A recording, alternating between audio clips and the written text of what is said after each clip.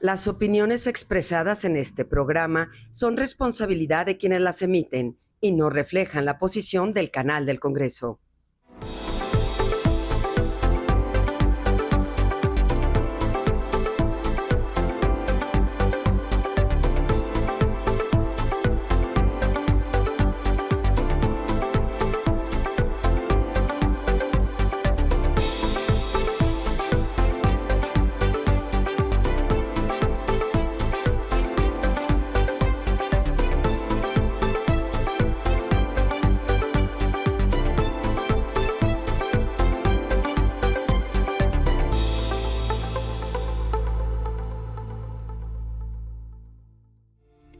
¿Cómo están? Bienvenidos a un episodio más de Mujeres Imprescindibles del Parlamento Mexicano y en esta ocasión le damos la bienvenida a la diputada Magdalena del Socorro Núñez Monreal. Bienvenida.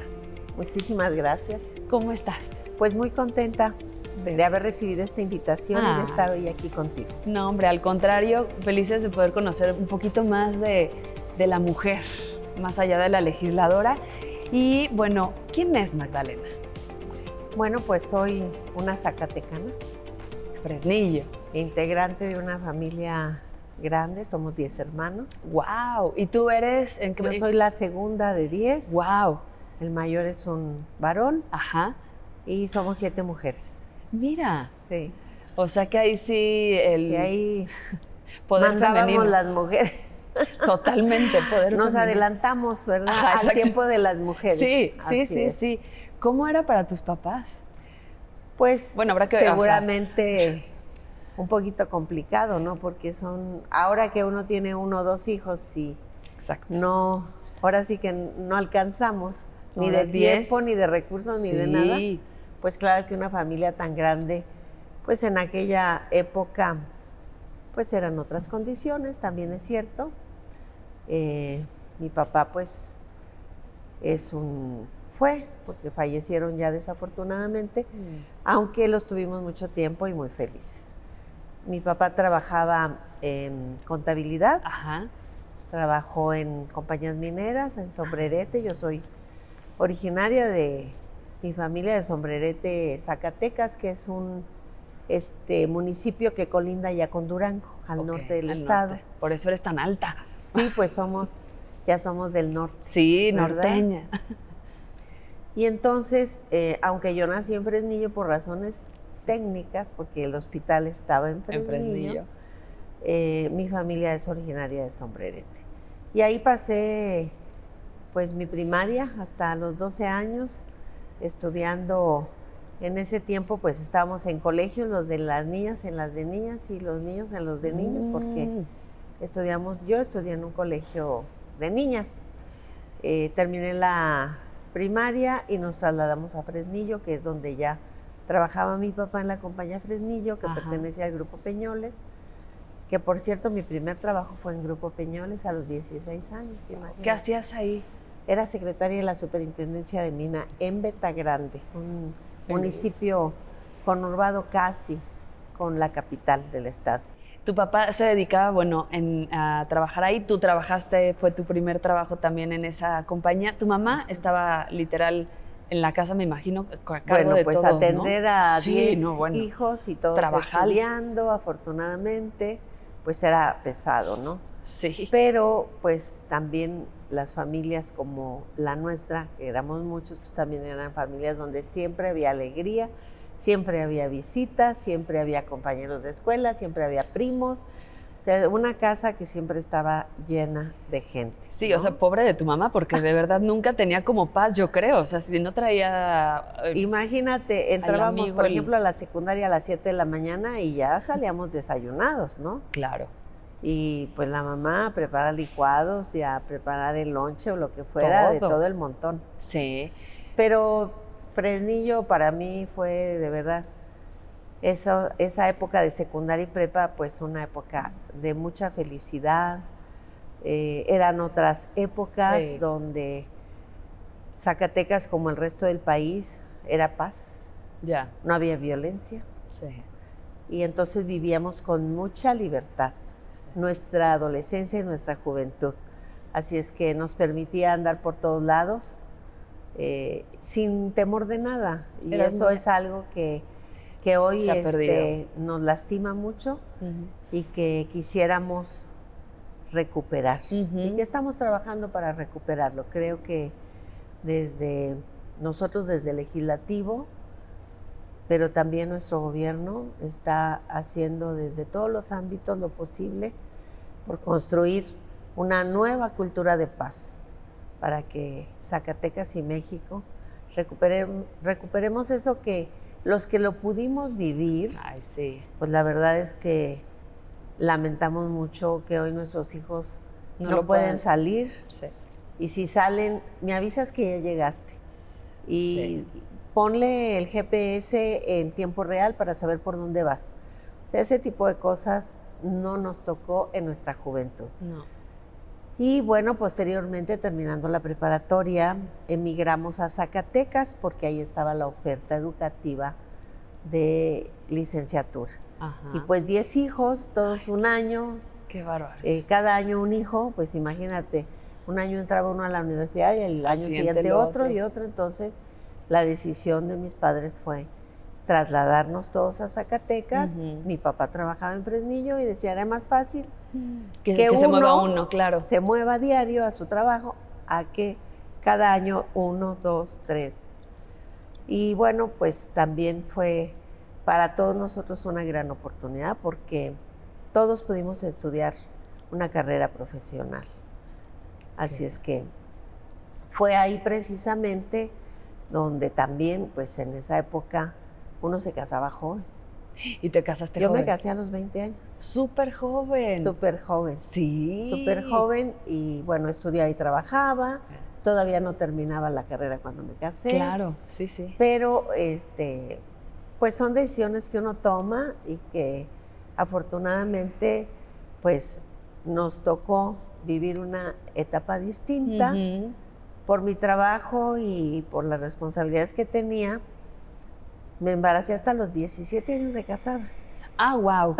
O sea, se casaron rápido, pero ya Sí, después esperaron mucho tiempo. Mucho tiempo. Sí. Y tengo 2 hijos. Sí. El mayor ya me hizo abuela. Ah, La más chica está pues estudiando en la universidad. ok. Y pues hemos sido una familia de lucha. Una familia de trabajo que en mi caso, como profesional, tuve la fortuna de conocer una institución pública que es maravillosa, que es el Consejo Nacional de Fomento Educativo. Okay. Y una vez que terminé mi carrera, que me titulé, me invitaron a trabajar ahí.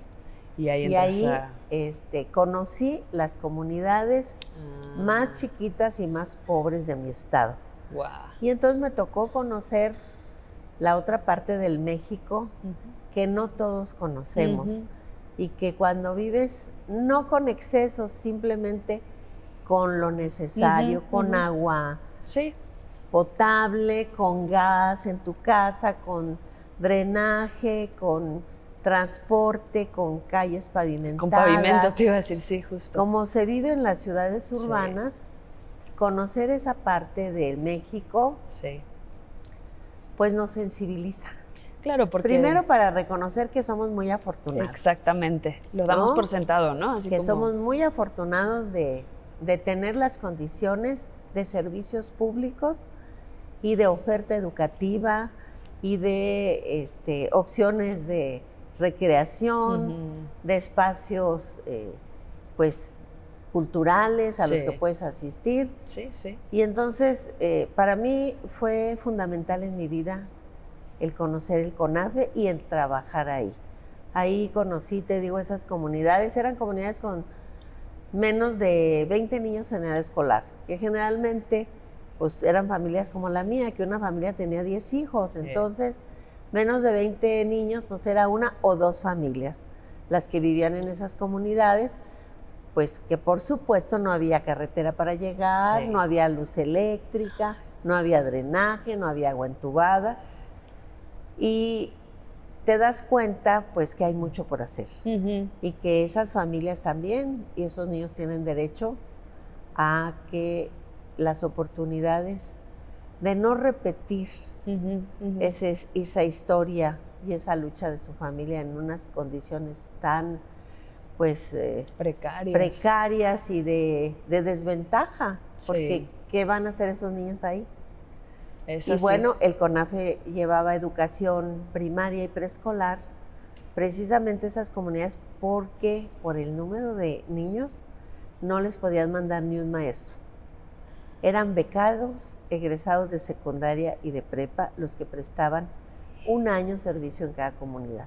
Y eso también es algo para los jóvenes instructores muy positivo, porque a los 15 años dejaban su casa para irse a una comunidad donde permanecían un año, se integraban a la familia, vivían en las condiciones que vivía la familia, y eso también era un aprendizaje y una enseñanza que los forjaba como jóvenes pues capaces de enfrentar retos, dificultades y salir adelante. Desarrollar una confianza en sí mismo, un liderazgo, porque era el maestro en la comunidad. No, claro, era la autoridad. O sea, ¿no? Aunque no fuera un jovencito de 15 años, era el maestro de la comunidad. Entonces, un programa que tiene muchas ventajas, muchas cosas positivas, tanto para esa comunidad que se puede atender con esta forma de educación alternativa, pero también para el propio joven que ve en ese servicio en comunidad la posibilidad de ganarse una beca de 3 años, de continuar estudiando una carrera técnica, o si es egresado de bachillerato, iniciar los primeros 3 años de una carrera profesional. ¿Y por qué hago tanto énfasis en esta institución?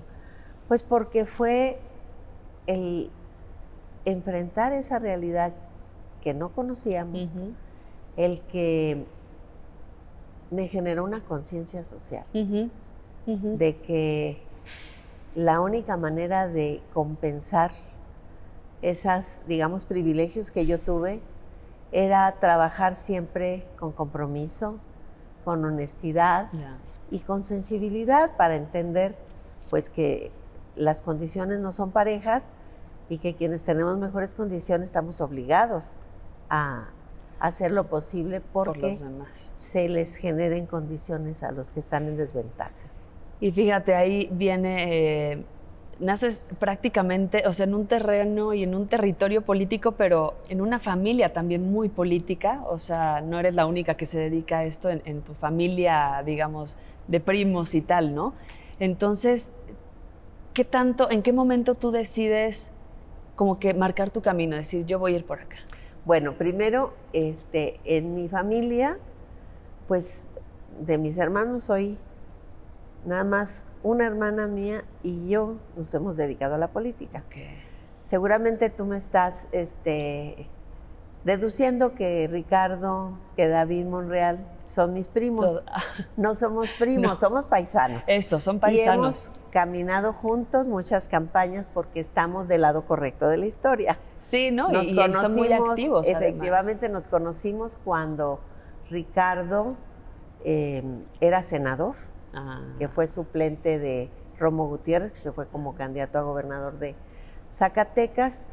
Yo, después de estar en CONAFE 10 años y haber sido los últimos 5 años delegada federal en Zacatecas del CONAFE, me invitan a trabajar al Ayuntamiento de la capital. Un amigo también muy apreciado, que es Javier Suárez del Real, verumen, y que es candidato del PRI. Cuando ser candidato del PRI era ser presidente, o si te invitaban para diputado, la invitación ya después va a ser el diputado, porque ganaban todas. Así era, O sea, sí, pues era el partido hegemónico. Sí.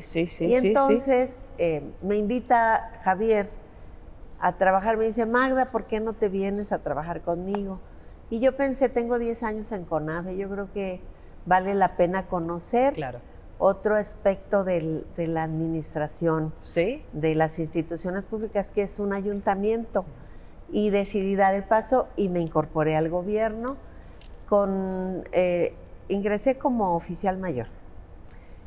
Pero eso fue en 1992.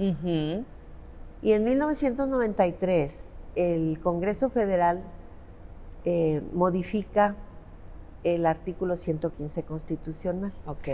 le amplía las facultades al ayuntamiento, a la autoridad municipal, para que dejen de ser solo prestadores de servicios públicos y asuman también la labor de quienes ejecuten y lleven a cabo obra pública de infraestructura para el desarrollo y también impulsen la economía. Y esto se da en el marco del programa de solidaridad, que fue el programa emblema del sexenio de Carlos Salinas de Gortari. Sí, me acuerdo hasta de la cancioncita. Es correcto. Sí. Y entonces dejo de ser oficial mayor porque se crea una infraestructura burocrática distinta. Okay.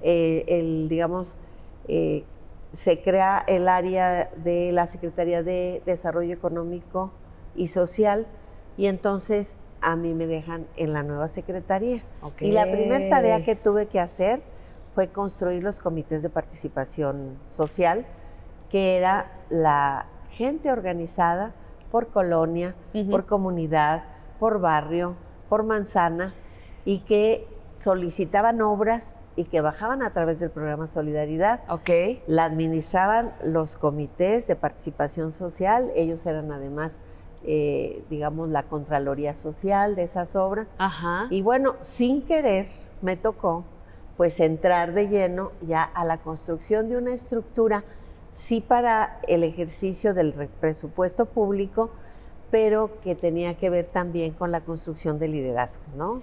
Ok. Fue difícil porque llevas más de 40 años en este mundo.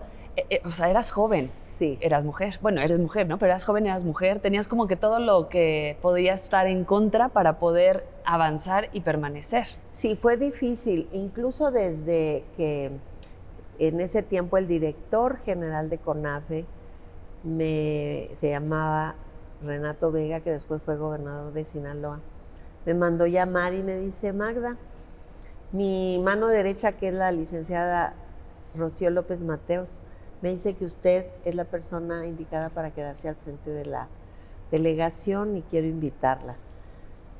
Desde que me hacen esa invitación y recibo el nombramiento, pues los comentarios ahora sí que en el mundo de las instituciones en el Estado: oye, ¿por qué una administradora, porque mi formación profesional es contadora pública, la hacen delegada si ese es un cargo político? Pues ¿de quién es amiga o quién está atrás de ella que la está empujando?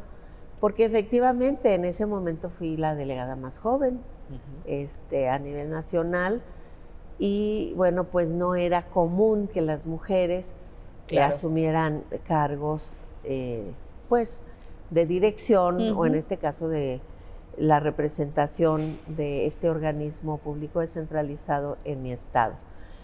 Después ya en la administración municipal, pues ya el gobierno que encabezó Javier Suárez del Real incorporó a más mujeres a nivel de secretaría. Estaba la secretaria de Contraloría, que era una compañera, pero obviamente pues prevalecía la mayoría de hombres. Claro.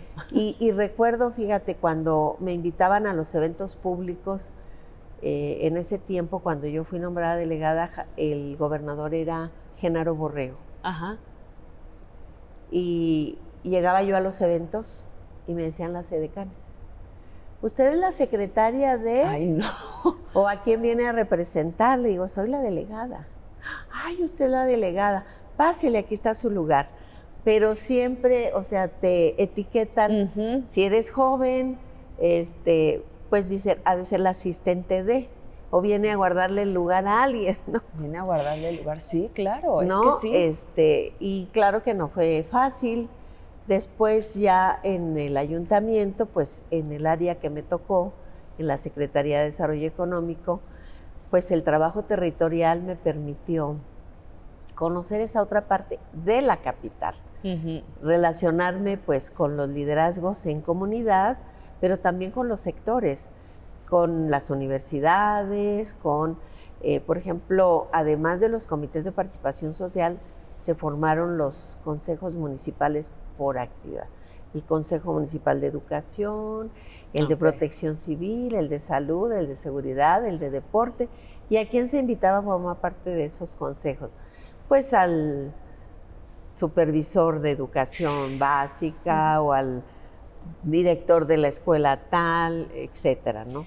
¿Qué era lo más complicado? O sea, ¿sí tenías como este poder de convocatoria o sea, ¿cuál fue el reto mayor siendo mujer joven? Y guapa además, porque... Claro, la verdad es que en la presidencia fue mucho trabajo, pero fue un equipo muy bonito el que logró conformar el licenciado Suárez del Real. Y ahí pues le dimos un dinamismo distinto al gobierno de la capital. ¿Y por qué digo distinto? Porque generalmente los gobiernos de la capital los asume el gobernador como si fueran un apéndice del gobierno estatal. Y bueno, el perfil del presidente en ese momento de Javier Suárez, pues es un hombre que viene, su familia empresarios, eran los concesionarios de Dina, que Dina era los que producía camiones y todo. Los camiones. En esa época, eran ganaderos con ranchos de ganado de lidia. Entonces era una familia de abolengo, una familia de empresarios que no estaba en la política porque anduviera buscando cómo brincar de un lugar a otro, sino que aceptó la invitación y se propuso que hiciéramos un gobierno bien, diferente, muy cercano a la gente, muy eficiente, y se logró porque, pero también eso, él no permitió que se le diera trato como de subordinado del gobernador. Ya. Y eso hizo que terminando la administración, pues se acabó el equipo, ¿verdad? Se acaba la posibilidad y entonces me dedico yo, pues incursiono ya como empresaria. Ya otra cosa. Fundo 3 empresas y ahí me mantengo por un pequeño tiempo solamente. Cuando sí ingresas al servicio público, ¿cómo definías el poder? ¿Qué era el poder para ti? Bueno, en aquel entonces. Fíjate que yo digo que mi primer encuentro, que fue el CONAFE, tenía características muy especiales. Nosotros teníamos prohibido participar políticamente, ni andar movilizando jóvenes, ni que llevaran programas de nada.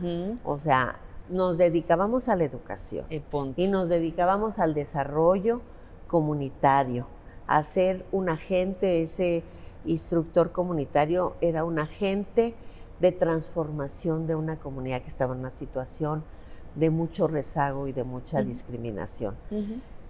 Ya en la presidencia municipal, pues sí, porque todos los eventos pues estaban coordinados con la agenda del gobernador, porque estamos en la capital, etcétera. Y bueno, efectivamente era una actividad preponderantemente de hombres. El licenciado Genaro, como gobernador, tuvo una secretaria de educación, que fue una extraordinaria secretaria de educación, con la que yo conviví mucho, pues por estar en el sector educativo. Y en la presidencia, pues también se abrieron más espacios, pero sí, pues no figuraban muchas mujeres. O sea, el poder era como sinónimo de hombres. Así es, todavía no, ni qué esperanzas de la paridad, y menos de la sustantiva y de que igualdad en todo. No, eso es un cambio extraordinario que hemos vivido las mujeres, pero en ese tiempo todavía no existía eso. Es que a eso iba. Después de todos los cargos que has ocupado, ¿cómo defines ahora el poder, no? Bueno, sí, es muy diferente. Quienes nos ha tocado el antes y el ahora, pues sí vemos que hoy hay muchas más ventajas. Primero, los partidos políticos están obligados a presentar candidaturas paritarias, es decir, el mismo número de mujeres que de hombres. Que también hay que decir que todavía en algunas zonas la gente vota más por los hombres que por las mujeres. por cultura, ¿no? O sea, ya sí, culturalmente. Por ejemplo, aquí nosotros, recuerdo en el 2018 o en el 2021, un compañero nuestro iba encabezando la candidatura plurinominal al Congreso de la Ciudad de México por nuestro partido, el Partido del Trabajo. Y era el número 1 de la lista plurinominal. Y no pasó ni el 1 ni el 2, que eran hombres. Pasó el 2 y el 4, que eran mujeres. ¿Por qué? Porque las candidaturas de mayoría ganaron en mayor número los candidatos hombres o varones. Y se completó la paridad, que está obligada por ley, con las oposiciones plurinominales de todos los partidos políticos. Entonces entraron mujeres, no entraron hombres. No, y me quedo pensando, tampoco creo, bueno, a lo mejor sí sigue pasando, ojalá que no, lo que te sucedía, ¿no? Que llegaban así de, ay, casi que viene a apartarle el lugar a alguien. Así Yo es. creo que ya no pasa tanto. No, ya no pasa así, menos ahora que, pues, no, es que... digo, haber llegado a la presidencia de la República, una compañera mujer, claro. Pues sí, o sea, nos respetan en todo el mundo, ¿eh? Sí. Yo acabo de regresar de una reunión interparlamentaria y pues México es de los países, pocos países, ¿no?, que tienen paridad. La gran mayoría de los países participa el 30% de mujeres en la conformación del Congreso. Entonces sí hemos avanzado mucho, sí hay mejores condiciones para las mujeres. Todavía nos falta. Nosotros decimos, por ejemplo, en los coordinadores parlamentarios, solo hay una mujer coordinadora parlamentaria de 6 partidos que estamos representados en la Cámara. Sí. También en las dirigencias de los partidos, pues la mayoría son hombres los dirigentes de los partidos.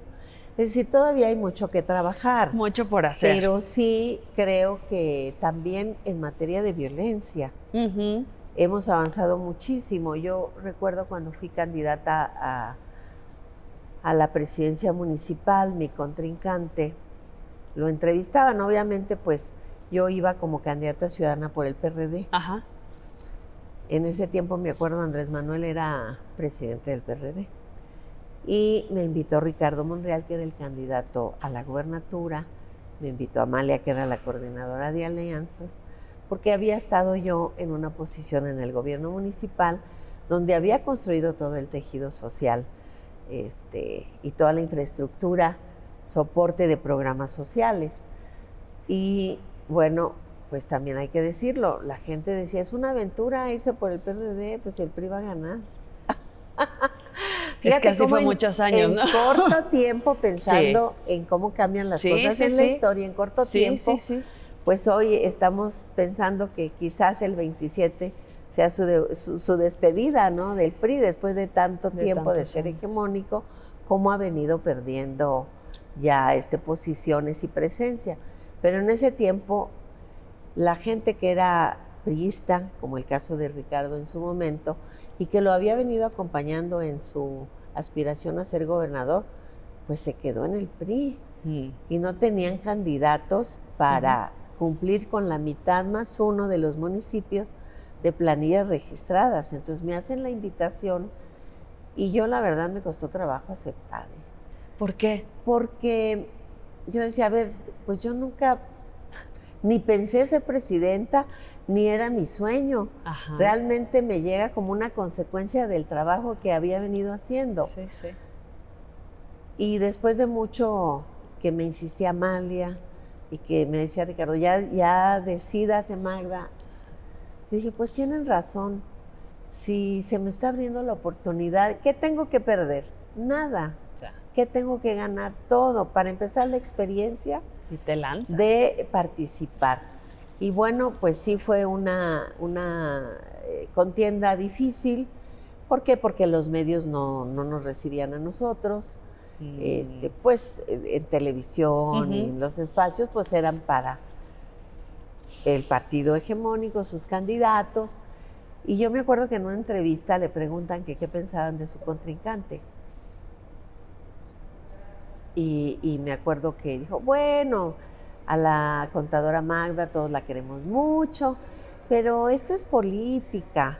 Si fuera un concurso de belleza, a lo mejor ganaba, pero aquí no tiene nada que hacer. Y bueno, afortunadamente le ganamos 2-1. Wow. ¿Qué sentiste en ese momento cuando escuchaste eso? Bueno, pues que era una subestimación, no de Magdalena la mujer, sino en general de las mujeres, ¿no? Sí, claro.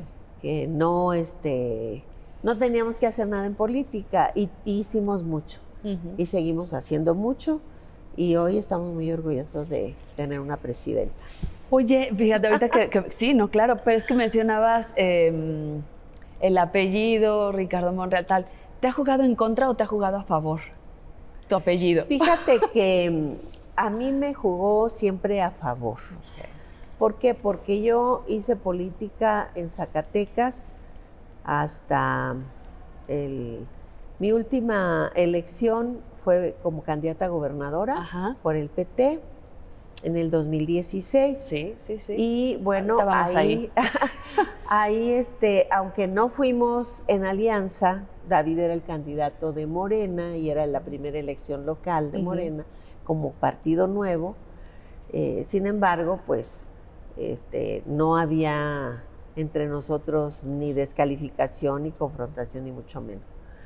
Y los procesos anteriores, sobre todo cuando fui a la presidencia, que fue la primera vez, y que Ricardo iba a la gobernatura en esa misma elección, sí mucha gente me decía, ay, candidata, me saluda a su primo. ¿Y tú? Yo, pues sí, no, pues ni modo, oiga, no es mi primo, no, sí, bueno. Claro que sí. Se lo saludamos, le vamos a saludar al candidato Ricardo. Entonces, para mí no fue, al contrario, en ese momento, pues, Ricardo fue un fenómeno en Zacatecas y tuvo él la capacidad de que la población se organizara, porque me acuerdo que nuestra alianza se llamó Alianza por la Dignidad y la Democracia en Zacatecas, porque el PRI había nombrado un candidato que, si bien es buen amigo y era un buen perfil, había sido presidente de mi tierra de Sombrerete, Pepe Olvera, pues él no había ni manifestado su interés de ser candidato a la gobernatura, ni haber trabajado territorialmente. Ricardo, desde que llegó al Senado, empezó a trabajar la candidatura. Ya. Y entonces, pues él tenía, además, ustedes lo conocen, todos lo conocemos, es un hombre de una gran capacidad de trabajo, es un hombre que en esencia es político. Yo digo, su esencia es política. Y yo creo que él no podría dedicarse a otra cosa más que a la política. Sí. Y bueno, lo ha hecho bien porque sin duda es un gran operador. También en ese momento pues logró sacudir las conciencias en Zacatecas y revelarnos a las imposiciones y decir que los zacatecanos decidan y que tengamos oportunidad de presentarnos los que aspiremos y al final pues que la gente decida, que finalmente es lo que todos aspiramos, ¿no? Claro. Que la democracia se imponga. Así es, así es. Cuando en esta contienda por la gubernatura, ¿qué aprendiste? ¿Qué experiencia te deja pues el haber contendido, trabajado, porque de todo se aprende, de ganar y de perder se aprende. Bueno, la primera ocasión que trabajé todo el estado para buscar la candidatura fue en el 2000-2003, para suceder a Ricardo.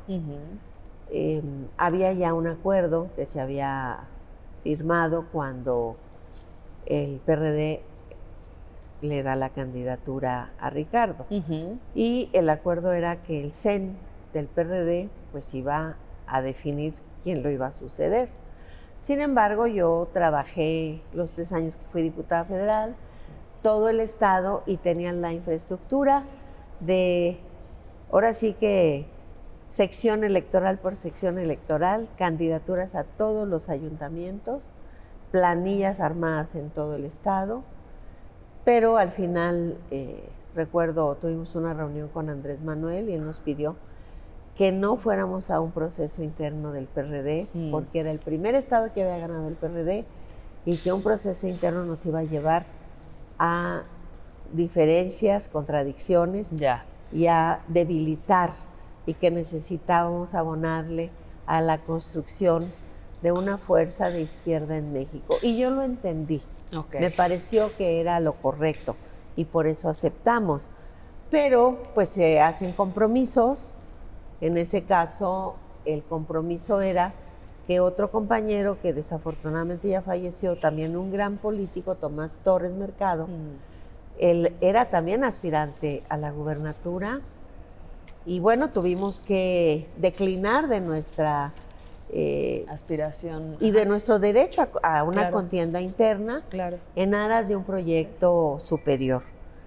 Y en ese caso se aprobó por la Dirección Nacional del PRD y también por el en ese entonces jefe de gobierno de la ciudad, que nosotros íbamos a tener la oportunidad de ser la fórmula al Senado del PRD en el 2006, Tomás Torres y tu servidor. Cosa que no se cumplió, que luego en esto de la política uno aprende que los amigos no son de a de veras y que los enemigos sí son de a de veras. Sí. Qué fuerte, algo, ¿no? Pero así es, ¿no? Y lo tiene uno que aprender con los golpes, ¿no? Y que aún esté firmado por el presidente del partido, con el, digamos, la garantía moral y el compromiso de personajes no de es una garantía talla de como nada. los que he señalado, pues con la mano en la cintura y sin menor rubor se incumplen los acuerdos. ¿Sí? Entonces, pues cuando te dicen, espérate, es para la otra, no, es que es ahora, porque para la otra pues ya no sabemos si van a cambiar la orientación de los vientos y ya no te van a ser favorables. Claro, es que además me imagino que también es una frustración, ¿no? O sea, es como tú vienes trabajando con una idea, con una meta y de pronto es, espérate. Bueno, sobre todo cuando eres una persona de valores. Claro. Que la palabra es lo que más te inculcaron en tu familia. Sí. Que más que un papel firmado es tu compromiso y que hay que cumplir. Sí. Pero bueno, aquí incluso con papel firmado en la política es muy común que no se cumpla. Sí, no hay nada. Así es. Pero bueno, pues son cosas que va aprendiendo uno y que a pesar de eso, pues uno se mantiene, en mi caso, pues con esa misma espíritu de que hay que hacer las cosas bien y que siempre hay que hablar con franqueza, de manera abierta, siempre con respeto, pero siempre con firmeza. Y sí, exactamente, y claro, ¿no? O sea, directo y claro, como debe de ser. ¿Cómo también, cuéntanos del Congreso, de la mesa directiva, de toda esta experiencia que te ha forjado y cómo has hecho para mantenerte? Porque luego dicen, lo fácil es llegar, que bueno, tampoco fue fácil, ¿no? Pero bueno, lo fácil es llegar, pero lo difícil es mantenerse. ¿Cómo has hecho para poder mantenerte? Y no solo eso, sino seguir avanzando y avanzando. Pues mira, cada vez más. Yo creo que en mi caso es porque encontré mi vocación.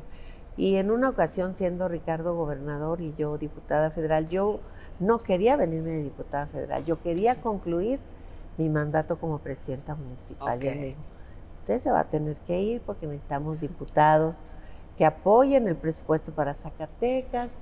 Incluso si recuerdan, hicimos una marcha, nos venimos a pie desde Zacatecas para exigirle a Zedillo el presupuesto para el Estado. Bueno, vivimos muchas cosas.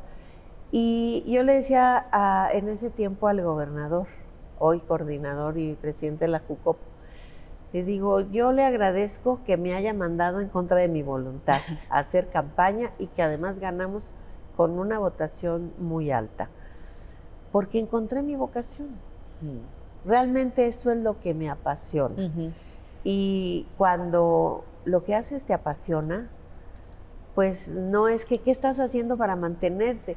Pues es que es algo que, natural, que lo haces porque lo vives, porque es una necesidad, porque estás convencida que lo que estás haciendo es lo que debes hacer y porque además me encanta la gente y me gusta involucrarme en lo que las organizaciones nos plantean, los sectores nos plantean, la problemática que estamos viviendo. y siempre pensando cómo podemos hacer mejores gobiernos, cómo podemos desarrollar un marco legal que atienda esto que está como en el limbo, cómo podemos darle certeza jurídica como a estos sectores. ¿No? Y entonces siempre está uno buscando, trabajando, invitando expertos, haciendo revisiones de qué pasa en otros países en esta problemática, en materia legislativa, cómo han resuelto problemas. Entonces, pues, cuando te apasiona esto y te entregas, lo disfrutas. Digamos que más que un trabajo, pues es vivir. Sí. Para mí es vivir. Claro que luego los reclamos son familiares. ¿Como cuál? A ver, cuéntanos. Como por ejemplo que los hijos, mamá, nunca tienes tiempo para nosotros. ¿Cuándo vamos a salir de vacación? Es que cuando ustedes tienen vacaciones, yo ando en los congresos, o ando preparando esto, o ando capacitando no sé qué, o andamos preparando la elección que viene para este próximo año. Siempre hay algo que hacer y el reclamo es pues que le dedicamos tiempo, mucho tiempo a nuestra actividad política. Y a veces los que lo sufren son nuestros hijos. Y actualmente digo, ya, ¿cómo has encontrado este balance? ¿O no? ¿O pues, siguen los reclamos? Bueno, no, porque, a ver, ya los hijos ya son grandes, el mayor pues ya está casado, tiene su familia, la más chica pues sigue en la universidad, entonces también su propia dinámica. Ya como que... Ya también ellos tienen sus espacios, y al contrario les sirve que la mamá esté muy ocupada porque no está sobre qué está haciendo, a qué horas llegó, cómo no. Ahora tú eres la de cuándo veo al nieto, ¿no? Sí. ¿Cuándo me lo prestan? ¿Cuándo tal? ¿Cuándo me prestan a la nieta? Ay, nieta, ay. Sí, claro. Oye, ahora, bueno, actualmente eres secretaria de la mesa directiva. Sí. ¿Cómo ha sido esta experiencia? ¿Era lo que te esperabas? ¿O es más complicado o no? La primera vez que fui secretaria de la mesa fue en la 62 legislatura. Ahí estuve los 3 años como secretaria de la mesa. Realmente es un trabajo distinto a ser diputado que participas en comisiones. Cuando participas en comisiones tienes como que más oportunidad de relacionarte con los diputados. Sí. Porque el trabajo de la mesa es como más aparte. Sí, como literal entre la mesa, ¿no? Entre la mesa atiendes actividades más protocolarias, que pues como cuando estás en una comisión, convives más con los diputados de todos los grupos parlamentarios, discutimos más los temas, y acá es diferente. Ya había tenido yo, repito, esa experiencia, pero pues no deja de ser una gran distinción. Claro. Porque pues somos 2 o 3 vicepresidentas y 5 o 6 secretarias. Sí. O sea, somos un equipo de 11 o 12 diputados, que somos la mesa directiva. De 500. De 500, o sea, ya ser 500 de... Exacto. Una población de 130 y ahora tantos 11 millones. Dentro de eso. Y dentro de esos 500, ser parte de esos 11, pues claro que es una gran distinción y una gran responsabilidad. Sí. Porque la mesa directiva, pues, es quien tiene la representación. En este caso, nuestra presidenta, la diputada en este periodo de este segundo año legislativo, la diputada Kenia López Rabadán, que es una gran compañera, y que, pues, nuestro papel es institucional. Nosotros ahí, claro que defendemos que las cosas sean institucionales, que todo vaya apegado a la norma, y así ha sido. Los temas políticos se ven en la Jucopo. Claro. Y ahí están los coordinadores de los grupos parlamentarios. A nosotros lo que nos toca es, pues, dar el orden al desarrollo de las sesiones y representar. Que no está fácil, Cámara. ¿eh? No está fácil. Representar al Congreso, porque la presidenta o el presidente de la Cámara de Diputados tiene la representación legal del Congreso. O sea, en ese caso, el Senado se subordina a la presidencia de la Cámara de Diputados. Así es. ¿Y notas diferencia entre estas dos mesas directivas en las que has participado? Pues, fíjate que sí, porque quizás ahora hay quizá porque somos los que tenemos la mayoría como coalición, pues es otro sentimiento. Es diferente, claro, por eso te decía cómo ha sido esta experiencia. Porque en la 62 legislatura, pues es cuando retoma el PRI. Ajá. Y ahorita es la presidencia de la República. Entonces, pues nosotros en ese tiempo éramos un grupo parlamentario, si mal no recuerdo, éramos 13. Sí, minoritario, y ahorita es. Y ahorita, bueno, aunque somos 49, somos parte de la coalición mayoritaria, ¿no? Las que además conforma la mayoría calificada. Sí. Entonces, claro que es distinto, pero lo que hay que reconocer es que siempre el profesionalismo de todo el equipo de apoyo que está atrás de la mesa directiva, pues todos los de asuntos y Hugo Rosas, que es el secretario técnico, el secretario general, o sea, todo ese equipo que es el que nos da a nosotros todos los elementos en mesa para cumplir con nuestra responsabilidad, pues es un equipo muy profesional, que tiene toda la vida ahí. Alex Azcoitia, bueno, desde yo conocí a su papá, y él, la primera vez que llegué yo de diputada en el año 2000, su papá todavía estaba. Wow. Estaba Elenita, que era la institución que apenas falleció hace unos pocos años. Entonces, siempre esa parte, digamos, como de servicio civil, de profesionalización del equipo que apoya a la mesa, pues nos da a nosotros mucho soporte, de verdad. Claro. Además, eres la comisionada nacional para el PT acá en Ciudad de México. Así es. Cuéntanos un poquito de esa función, porque pues, la gente a lo mejor no. Fíjate que fue una invitación que me hizo el profesor Alberto Anaya, que es nuestro dirigente nacional, después de que fui candidata a la gobernatura en el 2016. Me dice, Magda, véngase a la Ciudad de México. Le digo, no, ¿yo qué voy a hacer a la Ciudad de México si mi trabajo político... ¿No querías nuestra ciudad? ¿Por qué? Bueno, porque mi trabajo político estaba en Zacatecas. Le digo, acá le ayudo más, mejor aquí me quedo. ¿Cómo ve? Véngase. Dijo, véngase a la Ciudad de México. Necesito una persona que me ayude a que podamos integrar, que usted sea un factor de unidad, porque llega un comisionado y llega con su equipo y el que estaba se fue. Y dice, yo necesito que usted sea una persona que sea factor de unidad, que todos los grupos y todas las regiones de la ciudad logre incorporarlos y aglutinarlos. No es sencilla la ciudad, más para alguien que somos de provincia. Ya. Les digo yo, a mí me costó trabajo porque en provincia la gente, como todos nos conocemos, nosotros somos muy confiados. Ya. Y nosotros siempre damos por sentado la buena fe y la confianza por delante. Es lo primero que pones. Digo, y aquí es al revés. Primero te miden y luego te dan la confianza. Y uno no está acostumbrado a eso. Claro. Pero bueno, pues también entiende uno que no es fácil la ciudad. Sí. O sea, no es sencilla una ciudad de más de 9 millones de habitantes y con una movilidad de más de 25 millones en toda la zona esta metropolitana, y donde hay una cantidad de población flotante que viene a trabajar aquí diariamente. Y bueno, pues no es sencillo. Entonces también pues aprende uno a conocer la ciudad y a quererla, porque pues ahora dices, no, es que la Ciudad de México es mágica. Lo máximo.